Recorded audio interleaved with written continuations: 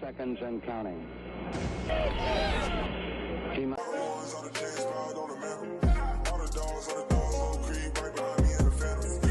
Hey, what's good, guys? Clutch Entertainment here, back in another video. And for today's video, I'm going to be talking about the Houston Texans. I'm going to be doing a Texans mock draft of what I think is pretty realistic. Like, what's more of a realistic scenario where the Texans could walk out of the draft. And we're probably going to be doing like one or two of these a week and leading up to the draft, depending on what news comes out and what the schedule is like for the Texans. But yeah, let's hop right into it. So the number 2 pick, obviously, we're probably going to be going quarterback, and this quarterback's going to be highly dependent on who the Carolina Panthers don't take at number 1. And it's been rumored that they like Bryce Young, that they like CJ Stroud, but personally, I'm not really buying the talk of them liking Bryce Young. I think they're going to go CJ Stroud. Their offense coordinator, Josh McCown, he's really, really high on CJ Stroud. He's talked about him on his YouTube channel. He's talked about him, I believe, in a press conference, if I'm not mistaken. He's very, very high on him, and he fits the kind of mold that Frank Reich and Josh McCown kind of like. That bigger prototypical quarterback, more of a pocket passer, not more of what Bryce is, but more of what CJ Stroud is. So I think they're going to probably go CJ Stroud, which leaves Bryce Young falling perfectly into our laps, which is probably Houston's number 1 quarterback on their draft board. It's been not reported, but it's been rumored by a couple Houston guys. I believe Aaron Wilson said it on a live stream that Bryce Young's probably their highest rated quarterback, and I believe Landry Locker on one of his live streams, I'm pretty sure he said something about Bryce Young being the top rated quarterback for them or something like that. But I wouldn't be surprised if he is. And at number 2, Bryce Young falls perfectly into Houston's lap. The 5'10" and 1/8 quarterback, the not prototypical guy, or at least height-sized. Houston gets their quarterback of the future, hopefully, in Bryce Young. And I mean, Bryce Young, when you look at him, obviously he's not the biggest guy, but where he's going to beat you is with his mind. He's not going to beat you with the size. He's not going to beat you running over people. He's not going to beat you jumping over people like Josh Allen, making people miss like Lamar Jackson, even though he can. He's going to beat you with your mind, with his mind. He's going to be able to beat defenses, beat coverages, beat disguised coverages. He's really, really a very, very intellectual football player. I mean, he has some very high IQ. Some people compare it to Drew Brees. Obviously, not the biggest of guys, but very, very, very good in the football IQ world. I mean, Bryce Young's Bryce Young. He was able to succeed in the SEC for a reason, even with not being the biggest of guys. He was able to succeed extending plays, using his mind more than anything. But, I mean, yeah, we all know how good Bryce Young is. We've all seen a little bit of his highlights, a little bit of his best plays, and stuff like that. But, yeah, number 2, I took Bryce Young. And then number 12, this is where things get really interesting. I think he can go a variety of ways. I think Houston can go a variety of ways. I don't think it's really set in stone what they're going to do yet. I think it's going to depend on how the board falls for them. I also wouldn't rule out a trade back scenario or a trade up scenario. I mean, maybe if a Tyree Wilson or Miles Murphy falls a little bit, maybe it's like 8 or 9, maybe 10. Houston says, you know what? I'm going to trade up. We want one of these premier edge rushers that's not named Will Anderson. Maybe do they do that? But in my mock right here, I'm going to put them at Jackson Smith and Jigba at number 12. I mean, it's no mystery that Houston needs a receiver. They need a dynamic receiver, and I think Jackson Smith and Jigba would bring just that. On our current roster, all we pretty much have is Nico Collins, Robert Woods, and of course John Mechie. None of those guys are really proven. I mean, Robert Woods, obviously, he was proven, but he had a tough injury. He didn't have the best of years last year, so he's not really proven. He's proven, but not like at that same level where he once was. So I'm not really going to say that he's like a for sure guy. But Nico Collins, he's had his moments, but he's not proven. Of course, John Mechie hasn't played a snap for us yet, so he's not proven. Noah Brown, I mean, he's probably going to be more of a dev guy / run blocker more than anything for us. So getting an electrifying receiver like Jackson Smith and Jigba, who can get stuff after the catch, who can make guys miss, who can get open for your quarterback, and especially for a rookie quarterback, he's going to be a ton of help. I feel like him and Bryce Young can have a electrifying relationship. Of course, Bryce Young's already going to have chemistry with John Mechie, but having another younger guy that Bryce Young will be coming into the league with being JSN, I feel like they would develop a very good relationship, and it's important for your quarterback to have relationships with the receivers. Of course, you see Joe Burrow and Jamar Chase. You saw how Aaron Rodgers was with Devonta Adams. I mean, obviously, Devonta's going to put up numbers anywhere, top 3 receiver, but Aaron Rodgers was able to have a even better statistical seasons with the chemistry with Devonta Adams. Having another receiver where he's going to have a lot of chemistry with the quarterback is very, very important. So yeah, number 12, Jackson Smith-Njigba. And at number 33, I'm not the biggest fan of this, but I think it's pretty realistic in what Houston may try to do. And I think they're going to take Trenton Simpson. I mocked him at number 33, linebacker out of Clemson. Houston met with him, I think, a couple of times at the Senior Bowl. And of course, they flew him down to Houston recently, like within the last week or two. They flew him out to Houston and they had a meeting. I'm pretty sure Casario was definitely in the meeting. He's probably going to want to get a feel for the player, what type of player he'd be drafting. I'm sure D'Amico Ryans, considering he's the head coach, considering he's a defensive-minded head coach, he wants to see where this linebacker can fit into his defense. And I feel like it's a very real possibility that we can take him at 33. And I feel like that's pretty good value. I mean, he's probably linebacker, let's see, he's probably linebacker 1, honestly. I mean, unless you want to classify Will Anderson as a linebacker, outside linebacker, he really isn't. He's more of an edge. But outside of Will Anderson, I mean, he's probably linebacker 1.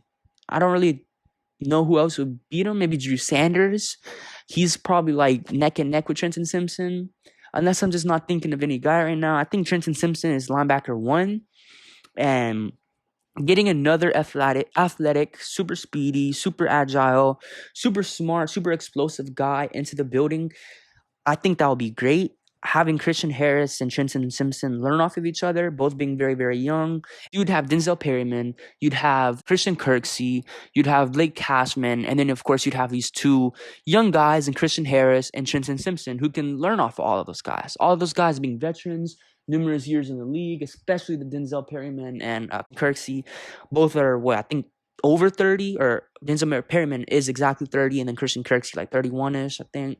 So having those 2 young guys, learning off of them, feeding them knowledge, bouncing knowledge off of each other, I think that would be great. Trenton Simpson, I think he's like 21, 22. Christian Harris, like the same. Both are very, very young. Both share similar traits. I'm not really sure how they would match up together on the defensive side of the football. I'm not really sure what positions exactly they would play. They're both off-ball guys, so it's gonna be very interesting to see how they would interrogate that into the defense. But if that's what Nick Casario and D'Amico Ryans wants to do, I'm all for it. Getting another defensive anchor.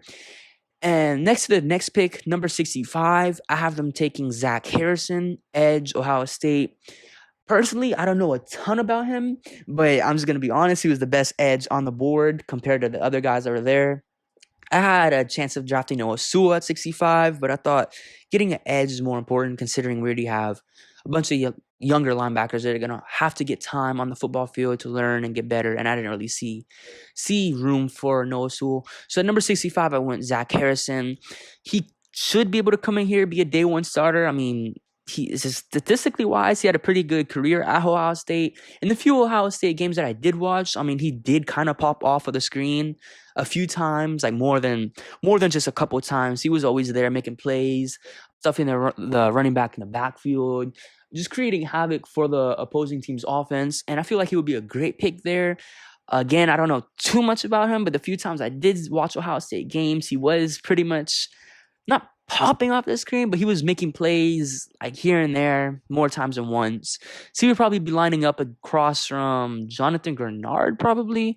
Maybe splitting time with Jerry Hughes, or however you want to run that. I'm not really sure how they will work with that. But a pass rush rotation of Jerry Hughes, Jonathan Grenard, Zach Harrison, and then who else do we have at edge? We really don't have that many guys, honestly. But yeah, Zach Harrison at number 65. And at number 73, this is probably one of my favorite picks. Slowly but surely, I've been becoming an offensive line advocate. I've been really intrigued by the offensive line. I believe that the trenches are where you win football games. I mean, obviously, it's not hard to see. You need a good offensive line. You need a good defensive line to be able to create time for your quarterback and to be able to create havoc for the opposing team's quarterback. But more recently, I've been really having a soft spot for the offensive line, especially after the Shaq Mason trade. I'm really excited for this offensive line. I think we can be a top 10 unit, especially if we get the center position right. And hopefully we do with this pick in Joe Tipman. He's a center for Wisconsin, and he's a pretty big guy. I believe he's like, what, 6'6", 300 and something pounds, 316 pounds maybe. But he's a pretty big human being. I mean, he's a woolly mammoth. I'm not really sure how Bryce Young is going to compare to him. I mean, Bryce Young throwing right behind him. And Bryce Young's a pretty good thrower of the football in the middle of the field. He targets the middle of the field a lot of times. So, I mean, throwing it over a 6'6" center, I'm not really sure how that's going to work out, but hopefully they can figure it out. But yeah, offensive line, Laramie Tunsil at left tackle, left guard, Kenyon Green, center, Joe Tipman, right guard, Shaq Mason, right tackle, Titus Howard. I believe has the potential to be a top 10 unit, and I would be very excited to see Damian Pierce run behind that offensive line, Bryce Young throw behind the offensive line, and just have the offensive line create time for the offense, and of course, just do what they do. Maul the defensive line guys down and just do their job. But at number 104, by the way, this is just a 4-round mock draft. I didn't do a full mock draft just to make it short. But with pick number 104, I went safety Jordan Battle out of Alabama. And he was supposed to come out last year, but he decided to go back. And I think he would have been at least a second-round pick last year if he came out. Probably would have went like around the same time Jalen Petrie went. And this year, I'm not really sure why, but a lot of mock draft people and mock draft databases have him falling more into the 3rd and 4th round. I'm not really sure why. Statistically, he didn't have too bad of a year. I mean, he's still pretty good. Maybe because he's another year older. I think he's going to be 23 pretty soon. So, I mean, it's not old, but he's not the same. He would have been like a year younger last year. So maybe that's the reason why. I'm not really too sure. But I feel like at number 104, Jordan Battle is too good of a value to pass up on. Can learn from Jimmy Ward. He can take over from Jimmy Ward in a couple of years when he probably either goes to go chase or go to go chase a ring or just retire, whatever Jimmy Ward's going to do. He's 32. We signed him to a 2-year deal. He'll be 34 when this deal is up. Maybe he wants to go play one more year for a ring. Maybe he just wants to retire by then. I'm not really sure. But whenever that happens, we're going to have Jordan Battle up and ready, early learning behind him, early developing behind him. He'll be like around 24 or 25 when that time happens. So we'll have a safety duo of Jalen Petrie and Jordan Battle for the future with cornerbacks Derek Stingley Jr. and I'm not really sure who else we would have. Steven Nelson's deal will be up. He'd be a little bit older. So we're going to have to worry about cornerback 2 in the near future. I don't think right now, though. But that secondary, I think it would look very good if you can add a Jordan Battle. And we met with him at the Combine. So, I mean, there has to be a little bit of mutual interest there. I know that Jordan Battle had a little bit of a funny story to say about the Houston Texans that they asked him who's faster, him or John Mechie or something. Something wild like that. I don't know. But there's a little bit of mutual interest. At least it seems like that.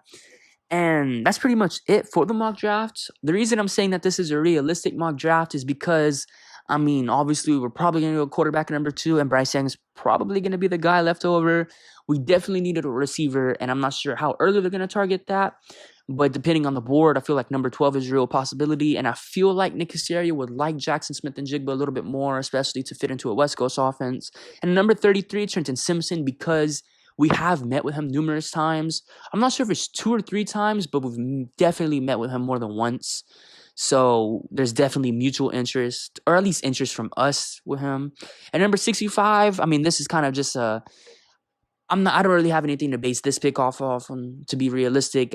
Obviously we need another edge presence, and Zach Harrison was the best edge there left on the board. And Joe Tipman at 73, same thing. Kind of a BPA, and we really need a center. We haven't really signed any free agent yet to be that center guy. So Joe Tipman at 73, I feel like it's pretty realistic as well. And number 104, Jordan Battle. This is another realistic one because we have met with him at the Combine, and he said that the meeting went well. I mean, obviously every prospect's gonna say that, but yeah, there's that. But yeah, that's pretty much the end of the mock draft, pretty much the end of the video. Let me know what you guys think down below in the comments. What do you guys think? Do you think this is pretty realistic? And if not, I mean, where would you want the Houston Texans to go? What type of picks do you think they'll make? Do you think they'll go quarterback at 2? I mean, it's kind of a given at this point, but who knows? A lot of different things can happen. But yeah, it's been Clutch City Entertainment, and I hope you guys enjoyed the video. Peace.